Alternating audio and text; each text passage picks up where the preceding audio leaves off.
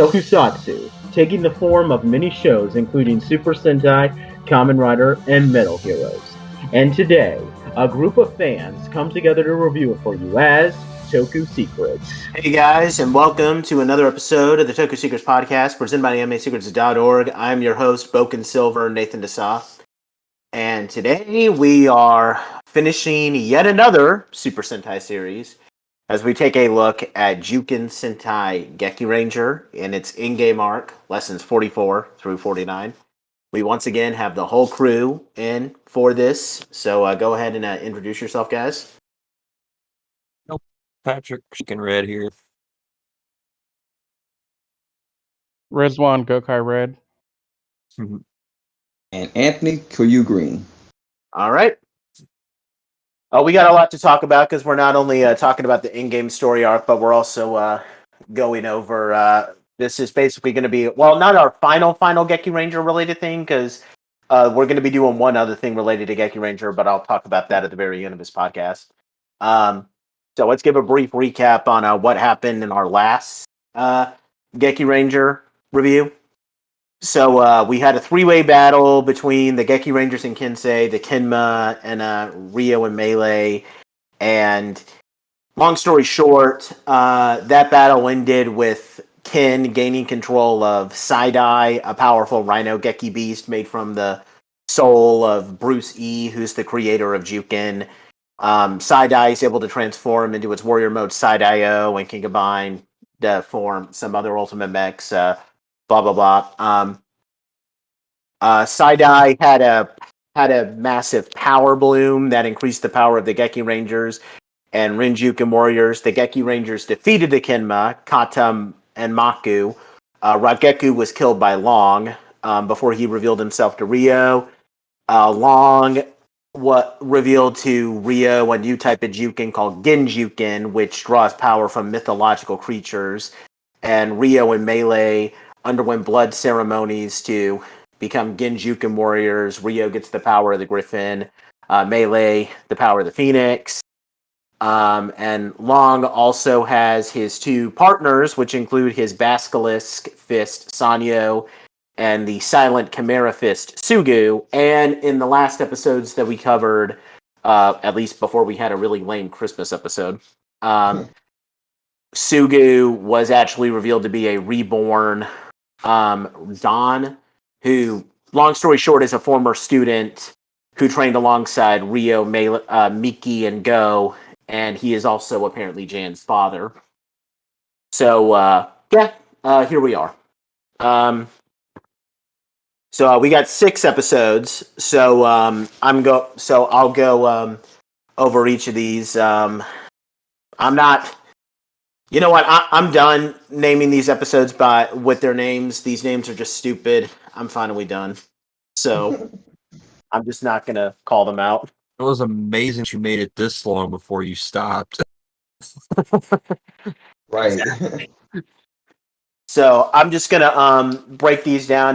We'll go over pretty much all the big things. So the first 2 episodes of this in-game arc revolve around John's battle with Rio, pretty much in this 2-parter. So in the first part, John battles Sugu. He wants to free his father's spirit, while Rio's using him to kind of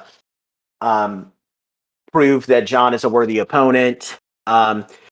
We get a big battle between John and Sugu, where he actually defeats Sugu, but finds himself unable to finish him off. And while this whole thing is taking place, Go is undergoing training with one of the Fist Sages, Michelle Pang, to get training because he actually wants to face Rio himself. And that actually leads us to lesson 45, where Go confronts Rio, but of course he gets defeated, and that ultimately ends with John.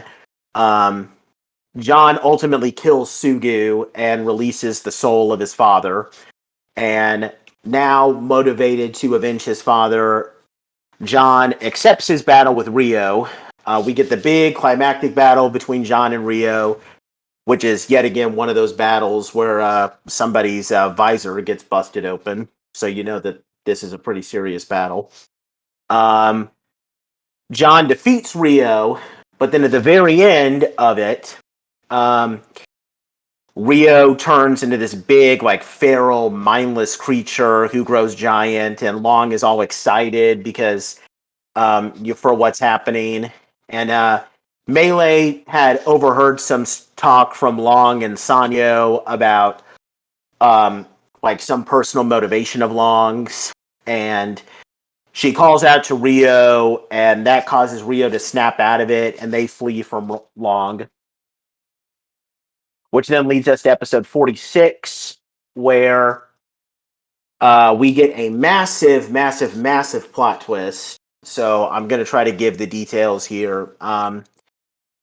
So we find out how John's mother died. She was killed by a dragon monster, which turns out to be Long. Long was a dragon monster. He turned into his human form, and he killed John's mother. And when they confront Rio at the same place where his family was killed, Long reveals himself and admits that pretty much everything that's happened in the series, he's been behind. So Long wants to destroy the Earth. Why does he want to destroy the Earth? Because he's immortal and he's bored. So, yeah. I actually really like that motivation. I think that's perfect. You know, you're immortal and you hate living forever. You're bored. Yeah, that's... Guys, I'm gonna give you a line that Alfred said from Batman Dark Knight series. Sometimes people just want to watch the world burn. So Long is immortal, and he wanted to create some entertainment for himself by watching the world burn away. And in order to do that, he wanted to find someone worthy of turning into the god of destruction. He initially tried to do it with Maku. So that's how Maku, Kata, and Rageku turned evil, because he tried to do it with Maku, but he had a hard time controlling Maku, and they turned into Kinma, and then they were defeated. So he had to wait until another ideal target came, and then Rio showed up, and he killed Rio's family in order to kind of turn Rio into this guy who wanted to become stronger. And he spent every single moment from that point manipulating Rio's life to ultimately drive him to becoming this emotionalist warrior who only lived to fight so that he could become the god of destruction. So we can literally say, since we've been kind of comparing this to Star Wars in a lot of ways, Rio is Darth Vader and Long is Emperor Palpatine. I mean, in some scenes, Long literally has a hood raised over his head, so Long is literally Emperor Palpatine in this equation.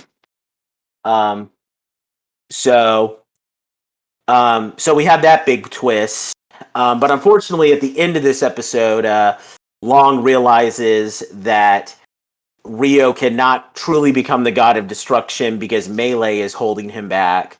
So he kidnaps Melee, which then leads us to lesson 47, where the Gekirangers try to save Melee while Rio is all broken and lost because he realizes that everything that he's been living for was all just manipulation. But then the Gekiranger, John, convinces him that he loves Melee and that he should, and that, his relationship with Melee is true, and that wasn't something that Long created. So Rio joins the Gekirangers, and they help them, and they save Melee. So we have all the Gekirangers, including Rio and Melee, transform, and they battle. They defeat Sanyo and Long, and but unfortunately, at the end of that episode, Sanyo revives, which then leads us to lesson 48, where most of the episode revolves around Rio and Melee having like a battle between Ron and Retsu to be judged for their sins. But then, unfortunately, since you may recall, Long is immortal, so he returns and he devours Sanyo, turning into his true form, a multi-headed monster called the Mugen Dragon. This was the form that he killed John. He destroyed John's village and killed Rio's family with. And Melee, we get a really powerful scene where Melee gets killed while she is protecting John. She dies, and then Rio promises that he'll join her. Rio reveals that both he and Melee were intended to sacrifice themselves all along because they just don't feel like that, like there's any going back from what they've done. So he gives the Geki Rangers their Rin Key so that because he wants to merge the two schools of Rin Juken and Geki Juken together. Then he pulls this suicide attack where he jumps inside Long's body and kills him from within. But then, unfortunately, because Long is immortal, he comes back to life again. And then that leads us to our final lesson where the Geki Rangers battle against Long in their final battle. Go and Ken and the Kensei are holding off Long, and the Geki Rangers, the main three, are given this vision where they meet with the three Hinma, Rageku, Kata, and Maku. Sorry. And they get trained in the arts of Rinjuken, and then they return. And now that they have mastered both Geki Juken and Rinjuken, they're true masters of Juken, and they use this power to defeat Long by sealing him away and trapping him within a golden orb. So they don't kill him, but they seal him away. And then we get our big epilogue scene where the Geki Rangers decide to train new generations of Juken students to pass down the duty of guarding Long from generation to generation. Ron and Retsu are training students. Miki's daughter Natsume is one of Retsu's students. John goes out on a journey to find new students. Ken gets a job at Master Elahung's factory. Go and Bae are going out on their own journey, and we get this big credit scene where we get flashbacks, and then we get a post-credit scene where John is in Hong Kong, and he runs into a boy who looks like Rio as a kid. And then we get a preview for the next Sentai, Engine Sentai Go-Onger. Then we get the handoff where, Geki Red hands off to Go-On Red, and then that's a wrap. We're done with the Geki Ranger story. So yeah, I spent quite a bit of time talking. Anybody want to start talking about how this in-game arc, what they think about it, particularly Riz or Patrick? I'm gonna jump in because I know this is probably gonna take up a lot of time. Yeah. Knowing how he was talking before we started, first of all, I was actually not prepared for how Long was handled in this arc, and I kind of dug it. Like, I wasn't sure, like, because it was kind of obvious that he was the thing that killed Rio's parents. I mean, they've been hinting at that for like 10, 15 episodes. But the rest of the story was the part that I wasn't expecting. He was basically behind the death of both of John's parents and all the strings he pulled behind the scenes. It was kind of interesting to me, and I like a villain who's just evil for the sake of being a crazy person. I mean, that's why people like the Joker as a villain so much. His motivation, he doesn't have anything like super personal, like, because that's another good villain archetype is the personal villain, like Astronema or Tenaya 7. Those are good villains also, but people always think, oh, there needs to be some deeper thing to make a villain good, and like, no, a villain can just be crazy. That's what Long is.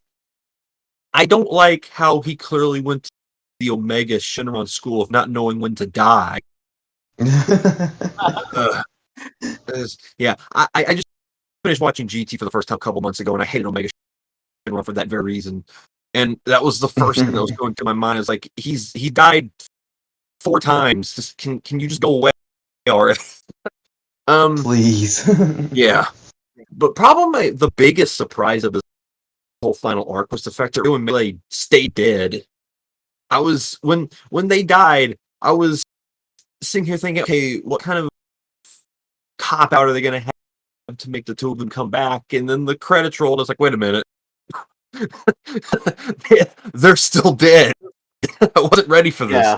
I think it was a But pretty good I think that was the perfect way. To Yeah, end it. I was about to Yeah. say. I think that was good closure for their arcs, a la the MCU version of Black Widow.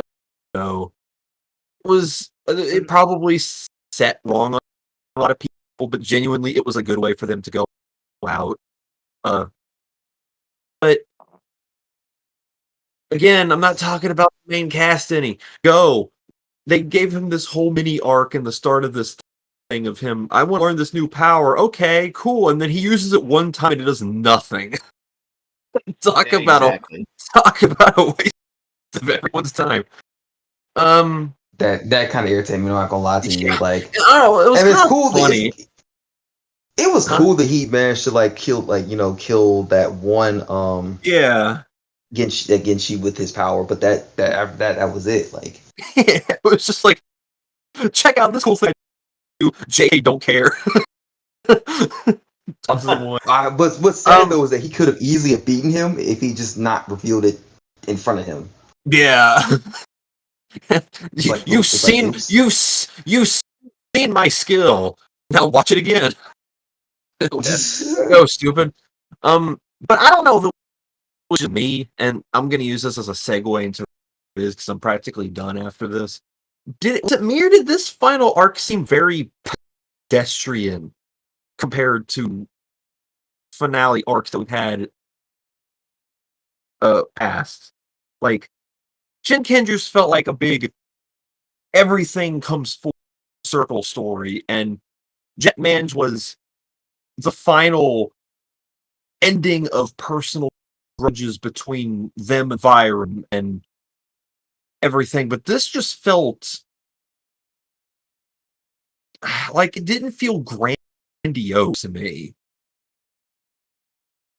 Am I the only one that felt that? I think maybe the reason why is like I don't know. Like for me, I think this in-game arc hit its peak when Rio and Melee died. Because I mean, like Rizla has literally said like at least. Yeah, What were you saying? that should have been what did it. It was Rio comes in and blew him up, and that's where it should have ended. Yeah. And then the rest of it, where we got sent into the spirit realm, and the three bad guys from before. I keep forgetting their name. The They're not important enough. And here's yeah, I'm going to jump in, the Patrick. Ken. Well, hold on, I'm not done yet. But the Damn Kenma it. teaching them something off screen, like, and then they come back and they just know how to seal people away. Like, come on, flesh that out a little bit. Seriously. I mean, I think the problem is just that we don't care about this main cast. Meanwhile, Exactly. Riz has probably said like maybe 5 times in this podcast already that we want Rio and Melee to win, unironically. So when they die, do we really have any investments in this cast anymore? Like, and it would have worked too, because if Rio's the one that killed him, then technically he would have won and it would have worked. But no, this idiot can't die, so we got to stretch this out and force the Gekirangers to learn the sealing ability off screen, and then appear and then just do it. And okay, like I don't know. I'm kind of 50-50 on this ending, really. Okay, you're up to bat. Because I've said my piece. Oh boy. Okay. Okay. You got some popcorn? No, I hate that stuff. Okay, fine. I'm going to start off by saying I was surprised with the ending for a couple of reasons. The first one was I loved the Ryu Melee story. I think Yes. the way that story progressed in the final arc was really well done. Yeah, I love everything from. Go ahead. I like, because we've talked about this a little bit, that it almost felt like that Rio and Melee weren't necessarily evil. They were just No, they weren't. And this kind of brought that whole full circle. Like, they found out that they were being used, and then the Gekiranger come and saved them, and they were like immediately like, okay, maybe we were on the wrong side the whole time. We want to make things right. Like, they were just good people from the beginning. And I like how there was still like super internal struggle with those two to realize that, yeah, we would go with the Gekiranger and finish this off. I like that. It's refreshing. Yeah, and like Yeah.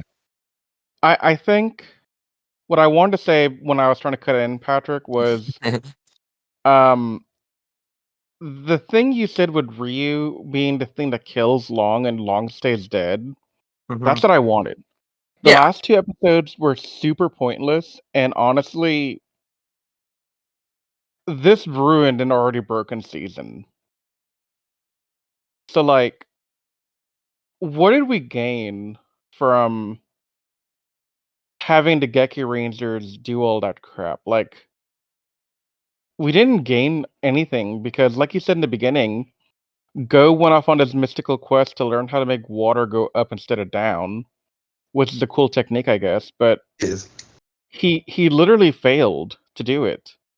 And I'm gonna quote my friends over the Power Trip podcast here for a second when they were reviewing Operation Overdrive.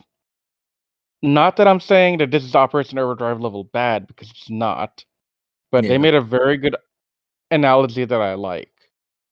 The show's creators, Operation Overdrive, hated their main cast. And much like in this case, I think the Geki Ranger writers hated their main cast. So we already know Zon's an idiot. We already know Zon is terrible. That's fine. Ron gets no development. Go gets Barely gets any robbed of. characterization. Hmm? She barely gets any characterization. Exactly. Go was given a chance to do something pretty epic, but it falls flat in like the first 2 minutes, and he never rebounds from that. Ken, I mean, he had that really awesome badass power, but it didn't really help in the end. Like in the end game, did that Psyduck, Saigon, whatever mech help? Did that power help? Nope. Did getting that dagger help? Yeah, It did nothing. Violet and Chopper were basically irrelevant in these final few episodes. They were. It was all about Yeah. the red, blue, and yellow. And Retsu, he had some pedestrian development in the beginning, honestly. Like he was going somewhere, but they didn't focus on him. They didn't give him anything more than one episode about his art career, and then another episode about his past growing up with Go. And After couldn't you that, say that Go is kind of useless? Because at least with Ken at least defeated Kata. So he at least beat one big villain, but Go ultimately has no major impact on like anything because I don't think he defeated any major villain in this show. Go didn't do anything useful. He was just there to make the characters somewhat likable. Like you can at least say that Ken defeated Kata. You can legitimately give him that. Yeah, no, and that's a fair assessment, and I agree with you there. But I mean, the entire time we're watching this, well, okay, when I'm watching it, I was getting invested with the story for the first time when I saw Go off on a thing. 'Cause I was like, okay, finally Go's gonna do something, and my man's gonna, he's gonna kick ass. He may not be the one to end it, because we all know John's gonna do some walkie nonsense to end the battle. But when Go fell flat on his face, and then he kind of went into the background for the rest of the finale arc, that hurt. Because he had a chance for greatness. He's been hinted at a chance for greatness because his power is not derived in the same way that the others are derived. He's special in a way that those guys are not. But they don't do anything with it because they can't. So he's wasted character potential. So the entire 5 are just wasted. There's nothing about them that's anywhere near good, in my opinion. And honestly, Ryu and Melee stole the show, and they did a really good job overall carrying this thing from start to finish. What I will say though is I hate Long. Long is one of the most boring villains I've seen in a while. He keeps dying and coming back to life, and it just feels pointless. Like, okay, what are we trying to achieve here? I understand if there's some kind of bonding experience where the Geki Rangers were going to learn some big lesson or pull together some spiritual power and do something meaningful for their character development. That's why Ryu's kill was not acknowledged as the way to kill the big bad. I would understand it. I would be okay with it. I may not like it, but I would respect it. But they don't do anything that made sense. I mean, okay, yeah, they inherited the Renzyuken, and that's fine. That's cool. I get why they do that. They want to unify the schools and they want to do something there. But end of the day, the way they went about doing it was not well done. Like they could have had the story stuff mixed in before now. Like honestly, if we had had Melee and Ryu's story transition to being good guys like 3 episodes prior, and they give the powers of the Kenma to the Geki Rangers as like a hey, we're trying to make reparations. Here's something to help us in the fight to come. We have this power, but we want to give it to y'all because we feel y'all are the best use for this. And then they went off and trained and learned to fight with Renjuken and maybe used those spirits that they had and done something with it. That could have been impactful. That could have been really cool, but they didn't. Um, honestly, there's just so much missed potential here, and it really hurts the season quite a bit. Like, I know Patrick, you and I were talking in earlier podcast and off podcast about how an ending can salvage a season, like how Senkenzer did. This doesn't do it. No. Yeah, it's it's somewhat enjoyable to watch. Like, if you just turn your brain off and don't think about the details. But this just had so many things that made me realize nobody cared for the main cast. I mean, heck, the Kensei are more likable and more interesting than most of the main cast. Yeah, I And they're not think even there that often. honestly, like I think that's a pattern with just how Michiko Yokote does her seasons. Because here's the thing. Okay, we're never gonna review Ghost Sager on this podcast, at least not anytime No, soon. God no. But like it's a similar problem that I have with Ghost Sager. But now the reason why I probably liked this and didn't like Ghost Sager was because I like Rio and Melee, and they like made this Sentai for me. Same here. But now with Ghost Sager, they kind of try to do that because in the very last like couple of episodes, they give Brajara, that's Brock's counterpart, Brock from Power Rangers Megaforce. They give him like this big arc, and they have a big twist with him, which I mean, it's okay. I mean, but the reason why I consider that the worst is because if you want to imagine Geki Ranger, except it doesn't even really have interesting villains, that's Go Sager. Except you don't have interesting Ranger characters, and you don't have interesting villains. Yeah, no, This they were all terrible. It was So all terrible. so the thing here is after I finished watching Geki Ranger this morning, I gave it a lot of serious thought. I reflected back on our podcast up until now, the journey we went on as a group. Hmm. And something that you guys said in the beginning, before the podcast began and during the podcast, is the Geki Ranger lore and the story is much better than Jungle Fury. Having gone through everything, I don't see it. Yeah, The me either.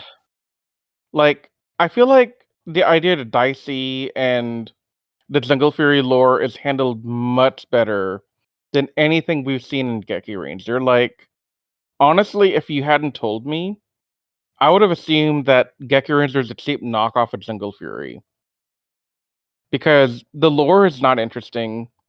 It's But the pedestrian lore is writing kind at of best. confused. Like the lore is kind of not really explored upon that much in Jungle Fury, though. Yeah, I mean, it's But more it's fleshed still out. It's more fleshed out here, but it's also very like basic. it's I know. convoluted. I can give you that. It's Yeah. super convoluted. Like, okay, so we have Long. He has like no way to die because he's immortal. But at the same time, he derives his immortality from the other little general guy, Sonya. Sanyo, who says like that's just so it's too many layers. Like they're trying to do too much in the last 3 episodes to make it seem like an impactful story, and none of it stick. They had this idea that you guys are harping on in the beginning about the triangle and how important that is and how cool that is.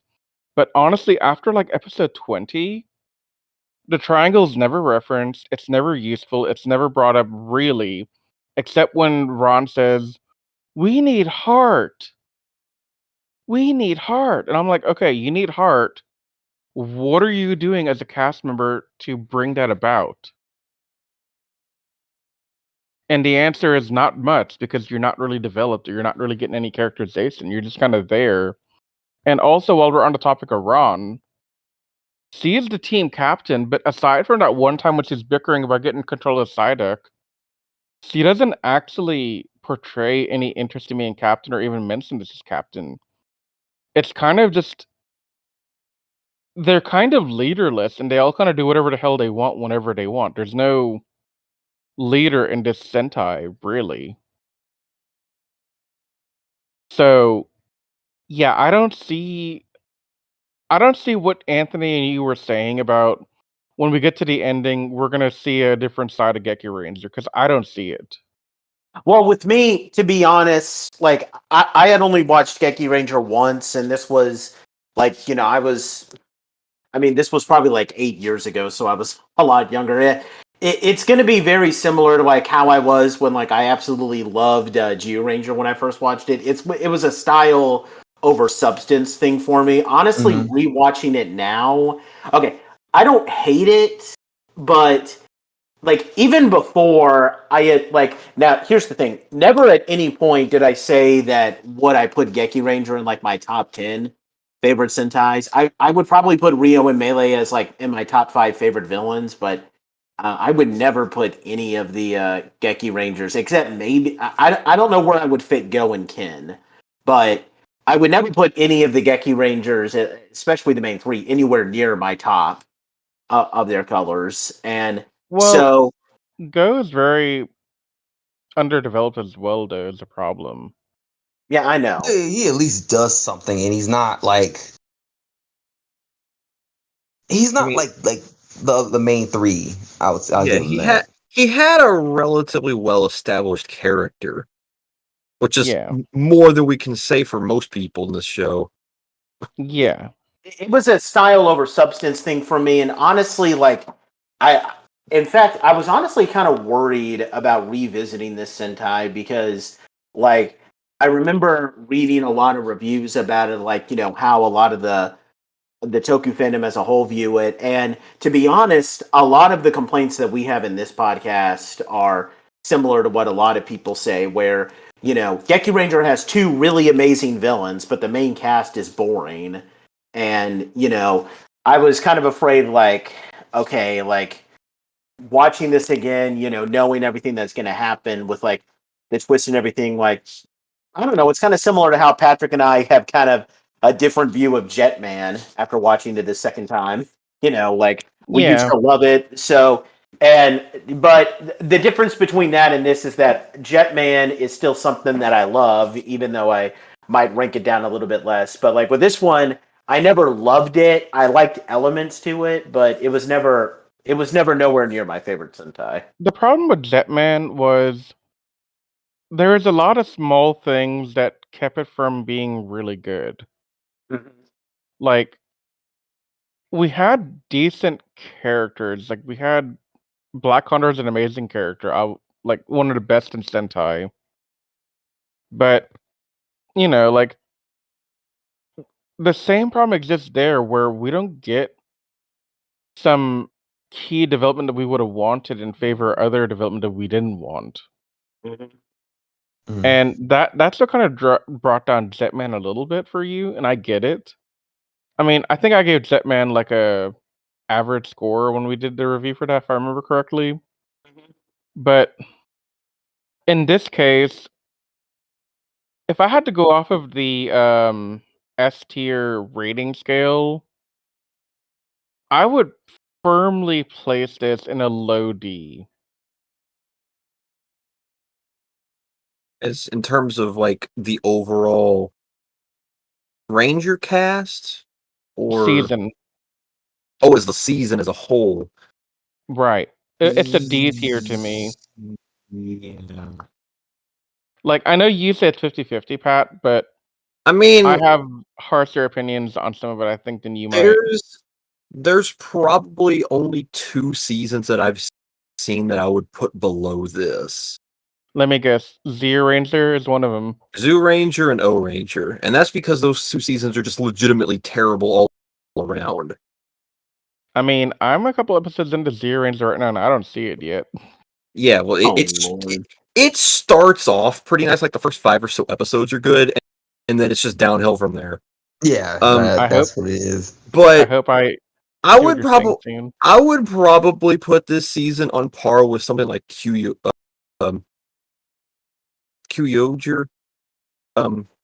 The Dinosaur season. Yeah, the Dino Chart. Yeah, I had a tongue No, twister I trying to say. wouldn't put it there, because at least Kyoryuger? Yeah, Kyuyoger. Yeah. I would put it I on think par with that. Ranger was a lot better. I mean, I would probably agree with that if it wasn't suffocatingly red centric. It did give every character a personality, but it also didn't develop anybody. It still did it better than Gekiranger, though. You have to admit that. It did. And when Kyoryuger was entertaining, it was really entertaining, but there's also not much substance to it. I mean, so I would probably put I would say that there's more a little. I would probably put Kyoryuger a little bit above this. Okay, I can live with that. I don't particularly care for either of them. Honestly. No, I that's a legit thing. I agree with you there. I just wanted to point out that Gekiranger is not anywhere on the same level. It's lower. Yeah. What about Riz for you? Where would you put this next to? Okay, I don't want to count Ni Ninja because we never finished that, but like of the Sentais that we completed, I think you've kind of said that Tokuger is probably the worst that we've done all the way through on this podcast. Would you say this or Tokuger is the worst? Okay, so I haven't seen Tokuger since what, 2017 or earlier than that. I think it was like 2014. Okay, whenever Tokuger came out, whenever that was, if you're saying 2014, that's almost a decade ago. Exactly. Honestly, I don't remember Tokuger that well, but if I had to go off of memory, I'd rather watch Tokuger than this. Again, if I had to pick one. Really? Oh wow. I'd rather watch Tokuger. Like, the only reason I would ever come back to watch Gekiranger is if I really want to watch Melee and Ryu. But I can get that same desire, I think, from watching Jungle Fury's Jared and Camille. They're not anywhere near the same, but they get the job done for what I'm looking for in the characterization. Like, Jared and Camille are the lesser versions, but I'd still they're rather not bad watch characters, yeah. Right. Yeah. But I'd rather watch them in a good season like Jungle Fury than a crap season like this. I think okay. With you not exactly singing this season's praises. I think the big elephant in the room needs to be addressed then. So, Anthony, Yes. seeing as you're the person who recommended us watching this Sentai, what are your thoughts watching it again? Honestly, it reignited my love for Rio and Melee. Honestly, like that's probably the reason why I was really into this show because I was like the villain. I like the villains more than anything else, and I honestly tended for like you, both Patrick and Riz, to like these characters more because I wasn't really thinking about John because John was like whatever to me. Wait, what were you saying, Anthony? I didn't catch that. I didn't understand what you're trying to say. Did you not hear it earlier or? No, are you trying to say that you thought that we might like the other characters that are not Zone? Yeah. Mm, I mean, I like Chopper and I like Violet. I'll give you that.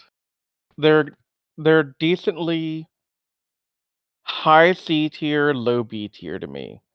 Okay. I think Ken deserves to be in a high B tier. Like he's not an he's not amazing or undergoes development, but I think he's a fun character. He's So. definitely okay. If we're going off of fun and entertaining, Ken's like a high B tier. I'll give you that. But in terms of characterization, um, he's a B tier at least. Go goes as high C, low B though. I'm not budging on that one. Like I thought he was gonna be amazing when we first got him, Yeah. but he started to not do anything, and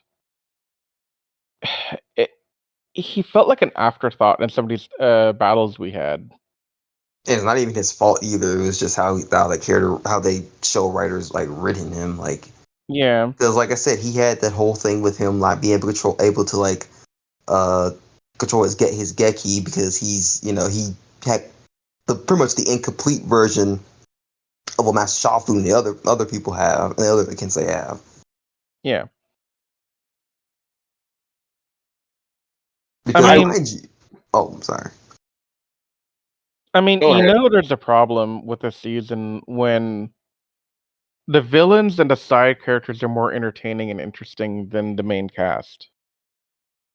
I like the more I sit here and think about it, the more I think that there's a lot of similarities in terms of concept between this and Shinkenger, and it really should have taken the tone of Shinkenger.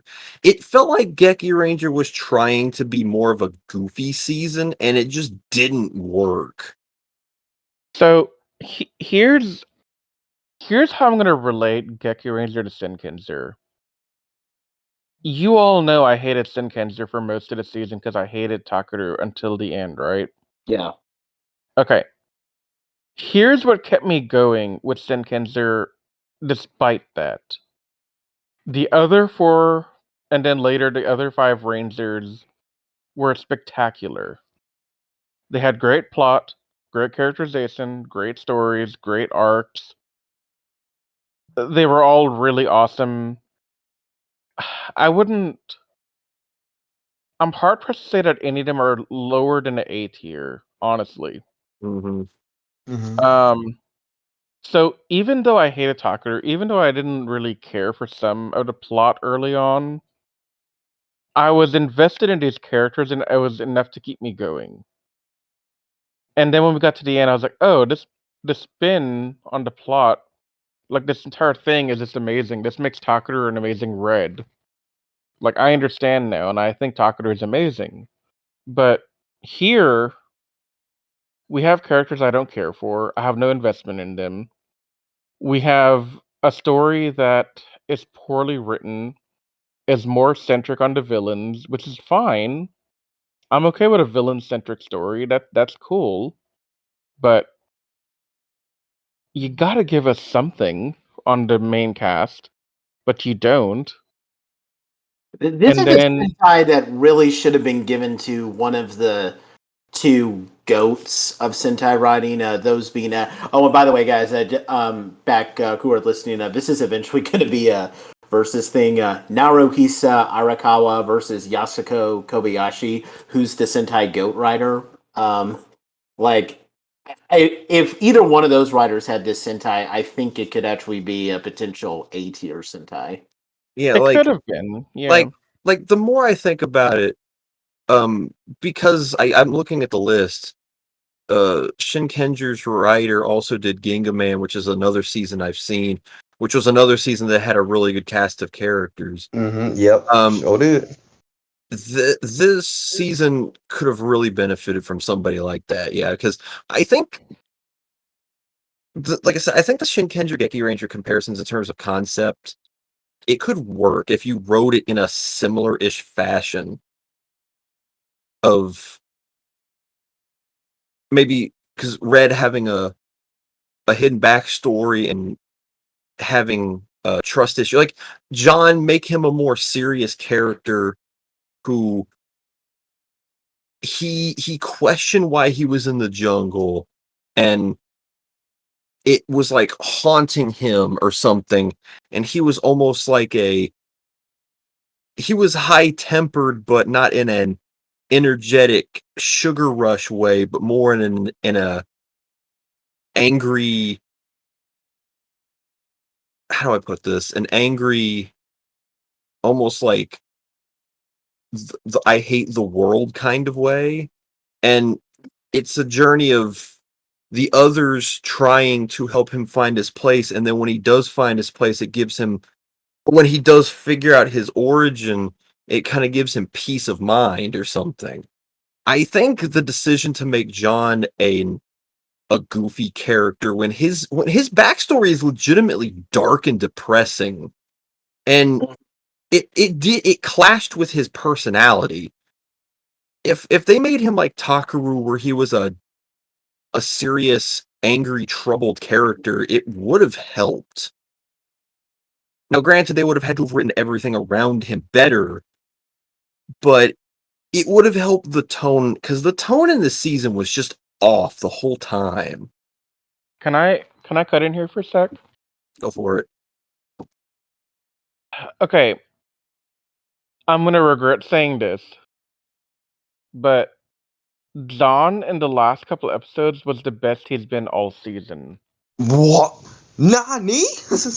I mean, yeah, he was. It doesn't mean he's good, Anthony, so get that out of your mind. I'm sorry, I had to say that. I had to joke with you. I know. I had to joke with you on that. Just the. Anyway, that was the best he's been all season, and here's why.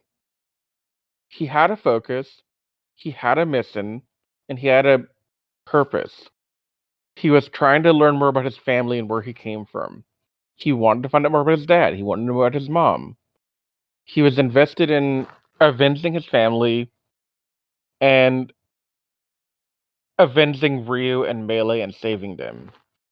He was focused, he was driven, and I liked it. If he was like that from the beginning, if we had found him in the jungle, brought him to civilization, and instead of being all walkie, I need to Safu, whatever the hell he says, and he had said, "Let me find my dad. Y'all help me, or let me find my parents and my family and my people, and let me, make a meaningful connection with them somehow." And that had been his thing, similar to Tyler and Dino Stars when he was looking for his dad. And they could have, and to go off that idea, they could have really had that emphasize him and Ryo's rivalry by John maybe assuming Ryo's the one that killed his dad, and it ends up being true, but not in the way he thought. And it makes that dynamic between the two of them that was kind of awkward in this final arc, where they were just all of a sudden like buddies. It would have made them have like a gruff mutual like brothership or something if they took that route with them. If they had brought up the rivalry with Red and Ryu at like episode 10 and made that a thing like John and Ryu are fated for some big fight in the future and hinted at it, foreshadowed it, built up to it. Yeah. I think that would have driven John to be more interesting. And Yeah. so, I And mean, here's the thing. Go ahead.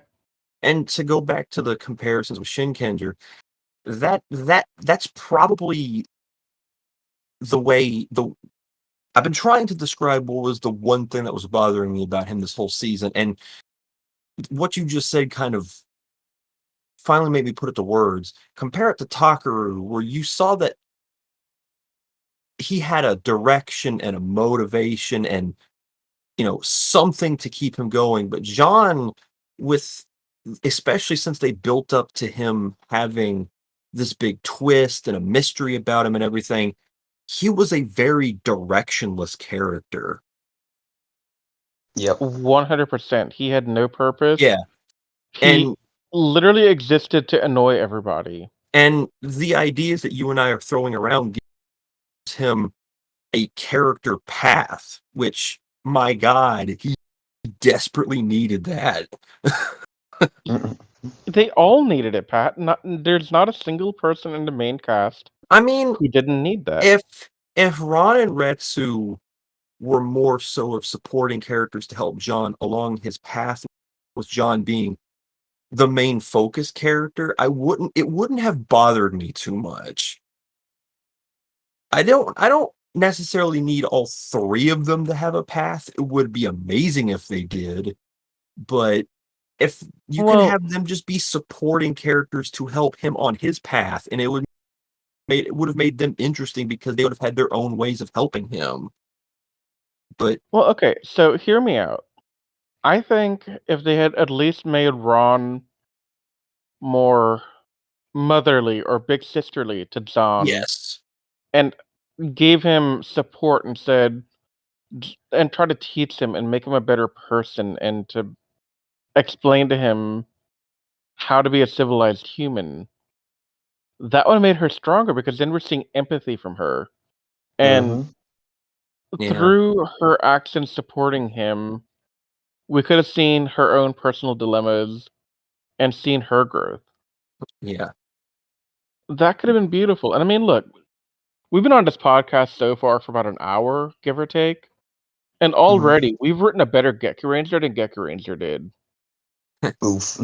Yeah, because Ron is they say a lot about her, but she never actually shows what they tell us about her. Yeah. Well, So, okay, they give her a lot of weight. They give her more weight than they give to Retsu by making her captain and by giving her that designation, that title. Like, I know I keep harping on that title, but that's a big deal. If you're gonna mhm, tell me she's the leader of the Sentai, in the same vein that Zen was the leader of Time Force, in the same vein that Delphine and Die Ranger White were for their respective seasons were the leader, or even Taylor from Wild Force was the leader for a while. I could have seen it if they had done something with it, like shown her, trying to become the leader for something, but nothing. like I think about it this way: if if John and Retsu had to delve into Digimon a little bit, a Masaru Toma dynamic where one's the wild, the one who clearly doesn't understand social cues. I'm taking a jab at Masaru there. And Toma's the high class, kind of sophisticated one who sees him as an underling, and they're butting heads, and she's the one that holds everything together. She's the level-headed one, and she's the most sane one to lead the team. Then you would have had internal conflict and clashing personalities to bounce off of one another. So, but yeah, it's just they're like walking characters almost. They tell us things about them, but they're never really shown or anything. I mean, we don't even get told a lot, honestly. Like, what did Ron have one episode that delved into her backstory and it was like 2 lines of dialogue? We didn't even get that. I mean, it was barely. What the heck? I mean, if you want my honest opinion, and I feel like y'all are going to disagree with me, but screw it. I think Zia from Megaforce had more development than Ron. And she had no episodes to herself, mind you.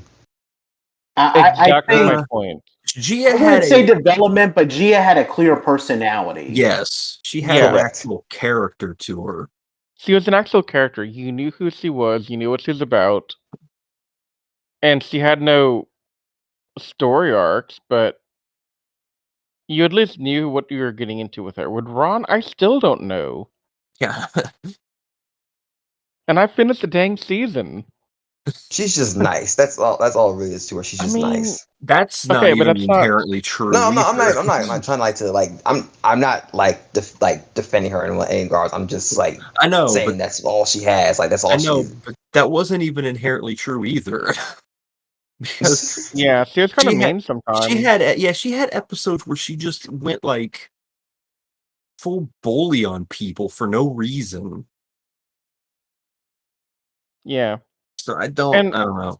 and it's hard to also classify Retsu because in some episodes he's super nice, super helpful, but then other episodes he's an asshole. Straight up. Would it be too much for me to say that Retsu and Go's personality should have been flipped? You feel like he should have been more of like a like. Retsu should have Like a been stoic. the more stern, no crap attitude guy, and then Go was the more kind of soft, laid back one. It would No, have been like I I don't think it don't would think work. so. Because I I mean, think Go and John had some nice moments of he kind of, especially during like these final bits, these final few episodes, even going back to the 2-parter we had last episode, he kind of got in John's face a little bit when he locked up, you know? It was something. I feel like if we had that personality with him since the beginning of the season, it would have been something. well, so here's my thing. I think Retsu was supposed to be the stern, stoic, serious character. I mean, That that's was how what he we got in the felt. first couple of episodes. Yeah, I was Like about to that's say how he that's how. portrayed. Yeah, I was about to say that's how he felt at the beginning. Yeah. But then he lost focus when we started getting all the walkie-walkie talk. Like he devolved into a non-existent character, and then he came back soft-spoken. They Yeah, were that was too- so weird going back to watching Gekiranger and like I'm thinking that he was the stoic cool type, but then I was like, no, I was wrong. It felt like I they was never a welcomed. fan of him at all. What, Nate? I was never a fan of Retsu in general, even when I first watched this season. No, Retsu had nothing going for him. And I think a way we could have fixed that is, and it's something we've touched upon a lot when we talked about this season, is that they accepted John into the team too fast. Yeah.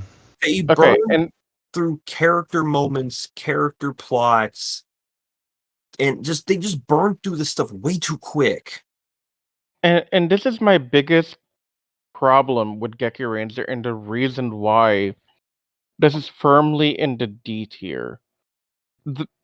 They don't earn anything. No. They don't earn the Zords. They don't earn the super power up. They don't earn. Hell, they don't even earn getting the Renzuken powers at the end. it's all just handed to them like how Gosei handed out powers to people in Megaforce. Like, nothing they did, or nothing they got, sorry, was because of something they did. Yeah. Everything was handed to them on a silver platter. They didn't earn any of it. So the entire time you're watching the season, it's like, oh no, they need help. Oh wait, here's a new set of Zords. Oh no, they're getting defeated. Well, hey, I know y'all didn't do the thing that would give you the power up, but here's the power up anyway. And And so if we're it's gonna more say that egregious with. Megaforce, sorry, Pat, what? I was saying it's more egregious when we got to the introduction of the Super Geki mode, because Mhm. we all had problems with how that was handled. Yeah. And Especially John, like my that God. that whole like what 2-parter or whatever, however long that was, like 2 or 3 parts or whatever. That's like a microcosm of this whole season. Yeah. No, it really is. And to finish off my thought that I was trying to get out, Mm-hmm. if we're gonna say that Gosei and the Megaforce team was a D tier season, which it is, um, then this has to be a D tier at best. I can make an argument for F tier if I really wanted to, but I'm not. Because I still think Ninja belongs in F tier. Yeah, I was about to say I can't put this in F tier because I've seen 2 seasons that are F tier. And Yeah. this is better than those. It's Yeah. I think it deserves. I would say that this is probably like average as average can be. Like Rio and Melee makes It's not this even a C tier for me. average though, is the problem. Go ahead, Nate. Rio and Melee make it like a C tier for me. Yeah, me too. Well, okay. If you take Rio and Melee out, then it actually would be an F tier for me, because if you Yeah. take Rio and Melee out, this is basically just Ghost Sager all over again. And Ghost Sager was an F tier Sentai for me. But Mhm. Well, yeah. okay, but you can't have 2 villain characters who are not even the main part of the show carry the entire season and expect it to be anything higher than a D or an F tier. Like, I mean, you can't make the argument that it's average if none of the main cast is worth a crap. I mean, we've seen, like, I feel like good villains can make a season great, because, I'll be honest, like a perfect example is like Power Rangers Lost Galaxy. Like, I'll be honest, aside from Leo, like, do any, like, okay, maybe Kendricks and Corone for like maybe one episode, but like, are the Galaxy Rangers even really that interesting of characters? Most of the Well, time that people okay, talk about hold Lost up. Galaxy, it's all about Trakina. No, Yeah. no. Hold up. I think if we're gonna go on that tangent, then Corone is the most significant character in that season.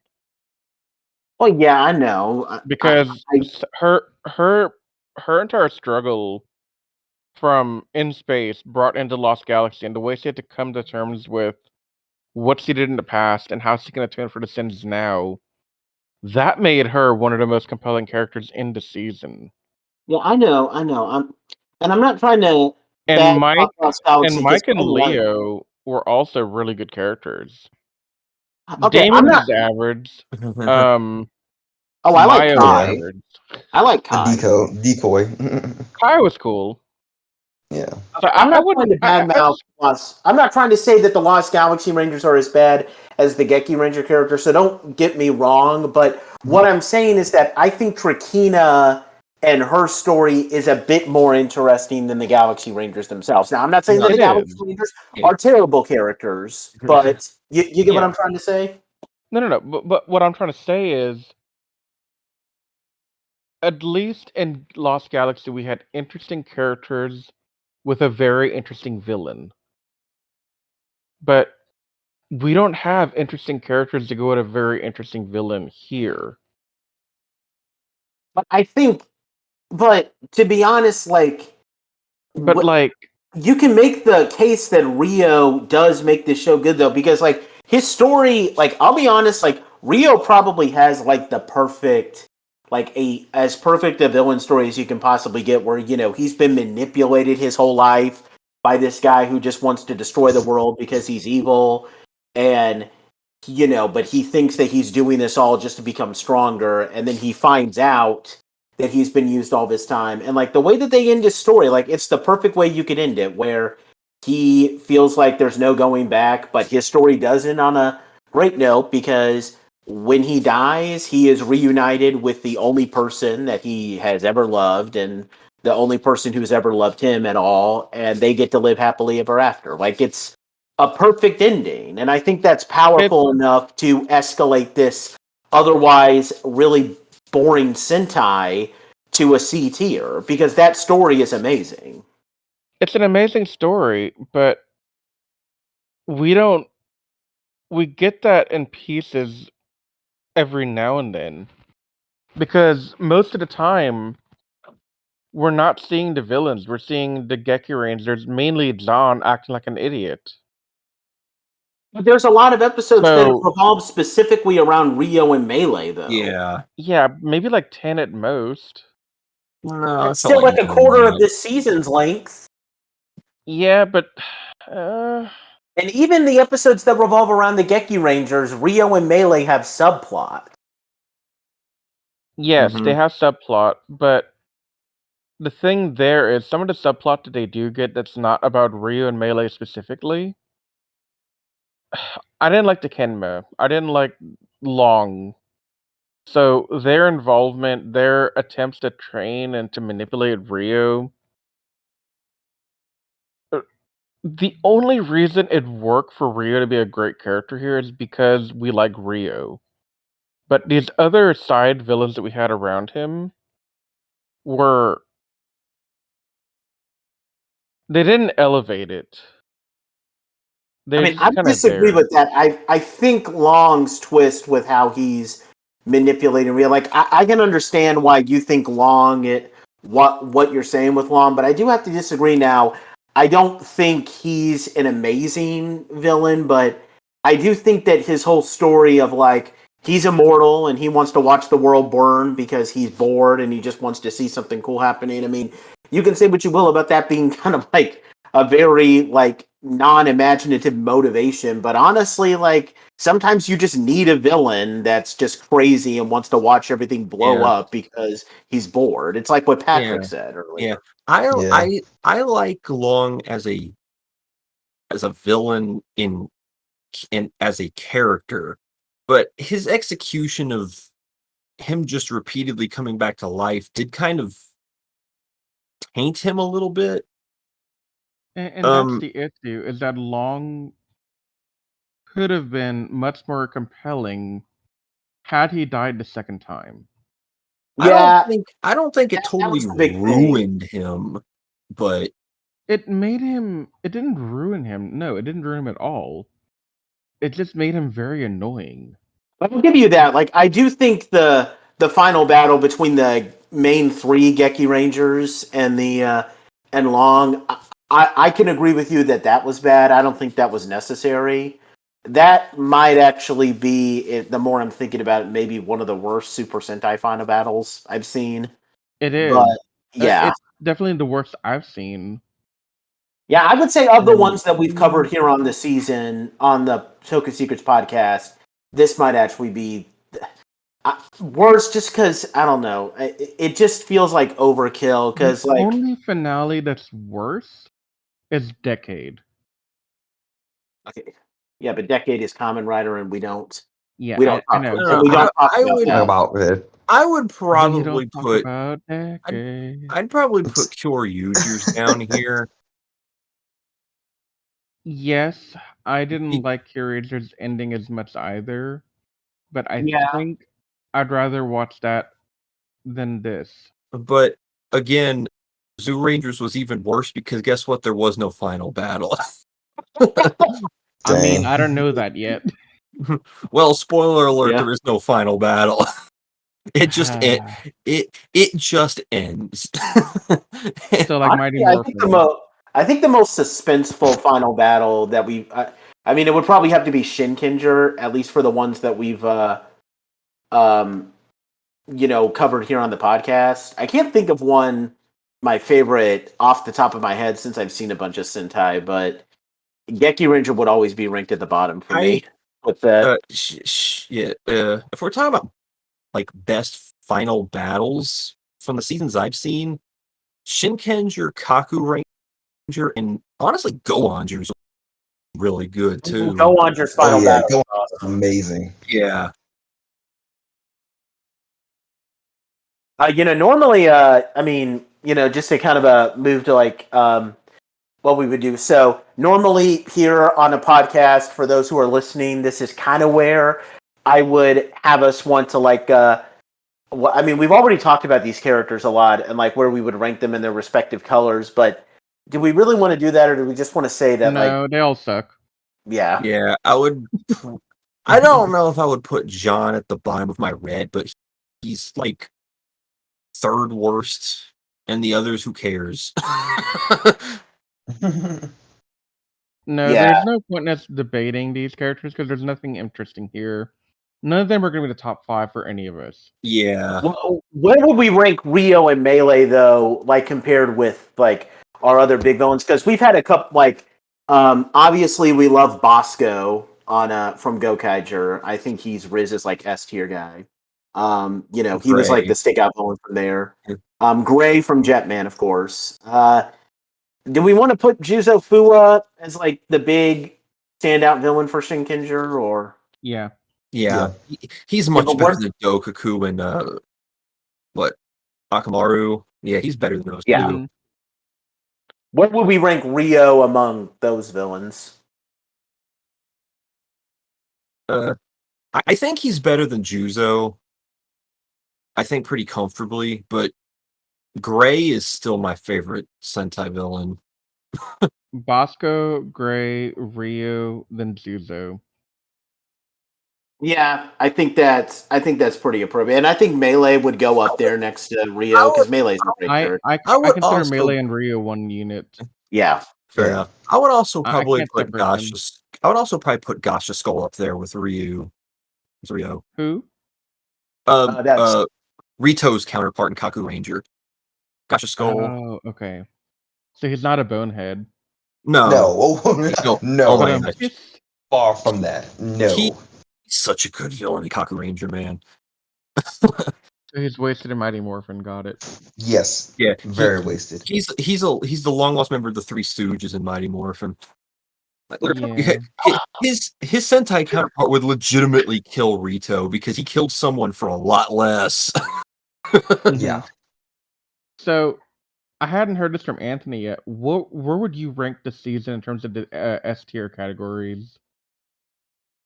I give it a C. Straight Okay. C. And would you say Riz that this is the worst Sentai that we've covered on Toku Secrets? no, because we also talked about Ninja at one point. Okay, at least you're not saying it's worse than Ninja. No, Ninja still has a lawnmower episode. That's a fate worse than death for a Sentai. It was. I mean, I'm not gonna lie. There were points in the beginning when I thought John was gonna be worse than Akared, or whatever the guy's name is. I forget his Ninja. name. Akaninja? Yeah, there you Yeah. go. I haven't seen Aka Red like that, Riz. Look, it's late, It is late. but the point stands. I thought he was gonna be worse than the Red Ninja, but after thinking about it and looking at how he grew in the last bit of the story, he's a little bit more redeemable than Red Ninja to me. I understand that. It's just he's hot-headed, impulsive, selfish, and arrogant while being stupid. Red Ninja is just plain stupid and hot-headed. we've sung Rio and Melee's praises a lot. I do. I didn't mention her in this segment because she doesn't really do anything much in the in game arc. But I do want to give a personal shout out to Miki because I think she was a decent supporting character. Like, Yes, Yeah, she yeah, was. she needed a lot. She needed more. Natsumi was a really good supporting character too, to be honest. like I'm gonna be honest. Like watching this early on before Go and King came into the picture, Miki was actually my favorite character, which I is didn't have one until sad. Go came around. Like, and I mean, I think the Kensei are fun characters. I mean, I like how they all have like some differing personalities as opposed to like, because if there's one, like, I think the Well, Kensei are a little bit better than the Paishwa Masters, with the, well, not all of them, but like, some of the Paishwa Masters were unique. Like, I think the first three, Finn, Swoop, and Fant, I think they were all great characters, but then the three Spirit World ones, what are the names? Rilla, Gwen, and Lope. They only appear in like 2 episodes. Like those If characters. okay, if the so Paishwa Masters were more involved, like like they were in this season, they would have been better. Oh, so yeah, so here's the thing. I'll agree with you for Safu, Starkey. I'm trying to think of their names right now. Batley and Elahan. gory. Oh, Gory. But I don't see it for Marcel Ping. I don't know where you're getting Bat Lee. I mean, he might be. Batley Bat was Lee was. around. Yeah. Well, I mean, he had that one little like story with that woman in one episode, so I guess he had something yeah, going for He him. has But something going on and for him. But and Marcel then we Ping just kind of appeared at the end to teach Go the technique, but I don't know her personality truly, you know? I think Pion, his whole thing was just like, I'm a gazelle, because, like John says, oh, he's a cow. And then Pion is like, no, I'm a cow. I'm a gazelle. And like, and then That's in the all he gets Christmas, from him. and then in the Christmas episode, that English speaking boy said, oh, you're a reindeer. And he's like, no, I'm a gazelle.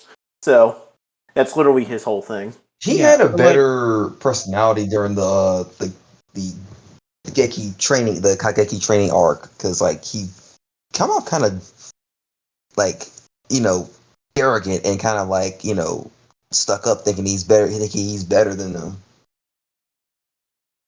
but see, like Payon and Marcel Ping, we don't really get a lot from them throughout the season. Yeah. They're very reminiscent of the Single Fury counterparts in that regard.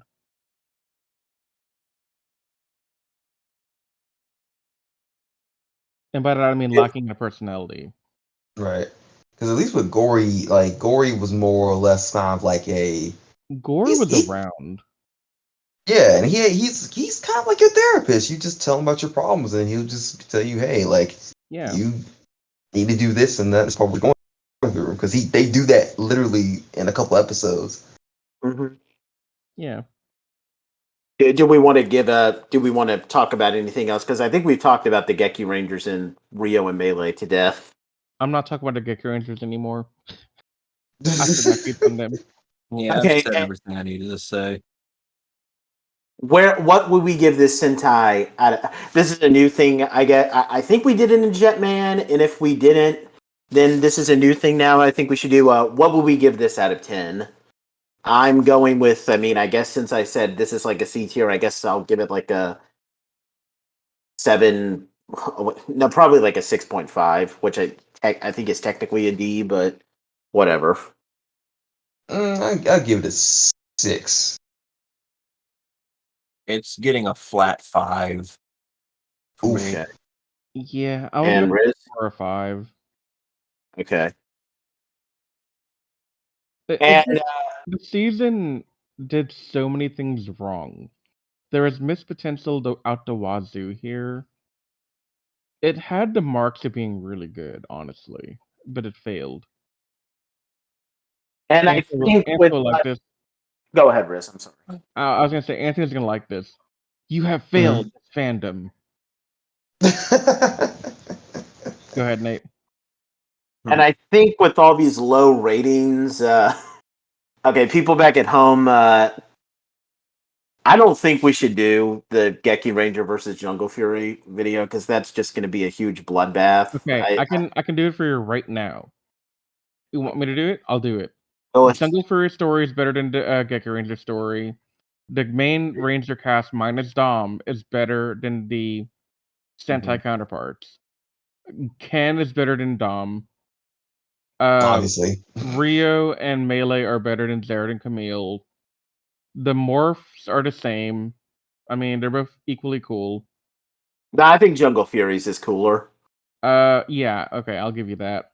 The Suppose music, that's cooler. the theme song for Jungle Fury is better than the theme song for Gekiranger. Yow. What? Yow. that might be the most bold thing you've said so far. That would probably be the only debate that we would have in that video. Yeah, really. Okay, but there, I've done the versus video. We don't have to do it now. Yeah. He legitimately hit all the points pretty on the nose. Yeah, so I apologize to everyone back at home. The supporting cast was better in Jungle Fury because Fran's better than any of these characters we had in the supporting cast. Oof. I don't know. Like, I like Fran, but and I'm not saying that Fran is a bad character. She's one of my favorite supporting characters, but I think you're kind of undervaluing some of the supporting characters. Like, I really like Miki, and I can understand if like you prefer Fran to all of that. So that's something I'll kind of disagree with. But even then, this is just like arguing like when like you're just arguing like semantics at that point, though. Yeah, I get it. So like, there's no point in doing the podcast for that for our listeners back home. I was honestly expecting a more even fight from the beginning. Whenever you and Anthony both told me I'm gonna like this one, I overestimated it. Yeah, I did too. But like I said, I pretty much was for sure know that they were like Rio and Melee. Yeah. Also, I will say this back to our listeners: we will try to do it with Mighty Morphin and only Mighty Morphin season 1 and Georanger. Oh God! I will, even though according to Patrick, that'll be a bloodbath. We'll definitely do it with Time Ranger because I think you guys will love that Sentai. And Ginga Ranger. Huh? And Ginga Man. Ginga Man. Yeah, and definitely a well. Okay, we can't do Bokenger because that'll be a bloodbath. No. Yeah, Bokenger wins by default. Exactly. Wait, Bokenger an adaptation in America? What?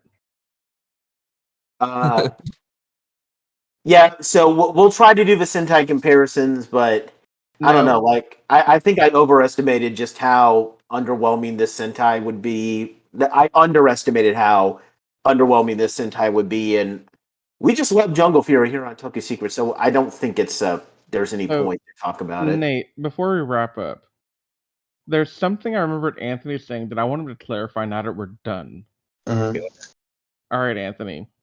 You remember how you told me, I think, last podcast and the podcast prior, wait a few more episodes, Riz, you're going to find something really good about this season. Remember that? I thought the review was gonna be. I thought the review with Rio was gonna be like mind blowing for you, but I guess I was wrong. I mean, it was a good reveal, but it wasn't gonna make the season go from being bad to good. Oh, okay. Yeah. Well, I'm a man. I can admit I'm wrong. So I just wanted to call attention to that because you did promise me that I would at some point say this is a good season, and the same way that I said Sinkinger is a good season. And you didn't deliver, so I'm kind of disappointed. That's all I wanted to do, is call it out. That's fine, man. Thank you for letting me know that. There is one question I want to ask you. This isn't related to Gekiranger, but I just want to have this on the record. Like, you were saying that none of the Shinkingers were like S tier or something earlier. Would you say Kotoha is an S tier Yellow Ranger? Wait, I didn't say. I said they weren't. None of the Shinkingers are lower than an A tier. Okay. Because please tell me you think I- Kota is S tier. I implied there are some Senkenders who are S tier. Okay, sorry about that. Don't put And words in yes, his mouth, Kokoha Nate. And Kokoha is an S tier. To answer your question. Okay. I'm sorry, that just randomly popped into my head. But No, you're good. I'm glad you asked so that we could clarify if I said anything, incorrect or misleading.